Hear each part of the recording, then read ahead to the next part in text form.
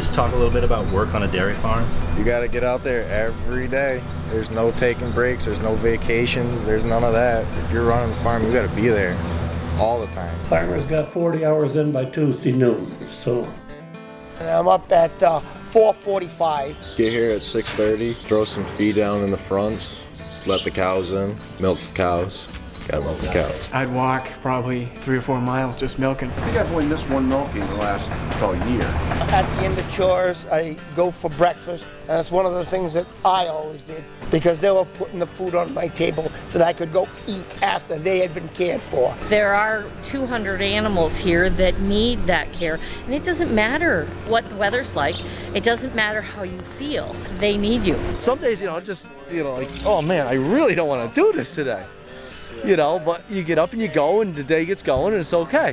Dairy farmers have to be able to manage multiple systems all the time. You have to be so many things. A carpenter. Yeah, carpenter, mechanic. A vet. Nutritionist. Animal husbandry. A plumber. Growing of the crops. A weatherman, All of these things going on at any one time. There's so many things that you have to try to be to save money, to not call on people. On top of all this, they've got to run a business, and it's a tough business to be in. My husband, he's a steady beat.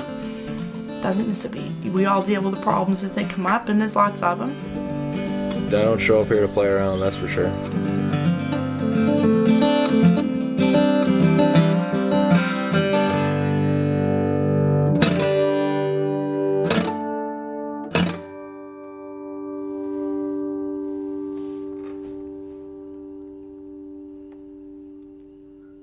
When people ask me, you're 75 and a half years old, you thought about retiring. And this is the story I tell them.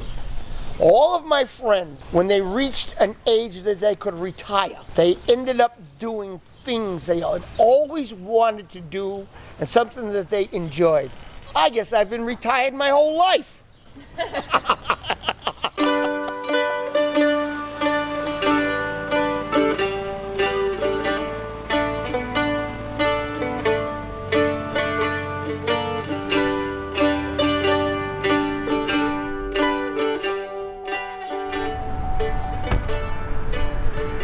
How's your health?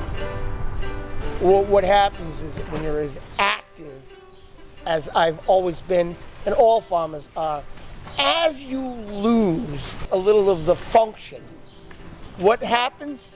You adjust, you do things a little bit different. You don't even realize that you're a basket case, because you're still getting it done every day.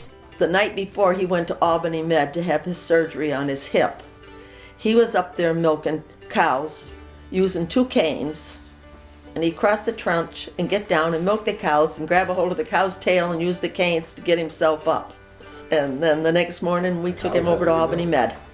And you didn't go to a doctor every time you got scratched, I was using one of those double-bitted axes like that one up there one time, and it glanced off, and I cut the top of my ankle bone right here, that part right there. I sliced that, and it was just hanging down with the skin. I skinned that piece of bone out that was in there and put the skin back up there. I don't know if I used a piece of tape or a piece of bed sheet or something, taped it up, and you can hardly see the scar today. Well, a lot of times, then we used to soak it in Lysol. If we stepped on a rusty nail or anything, soak their foot in the Lysol, They got away from that now for some reason.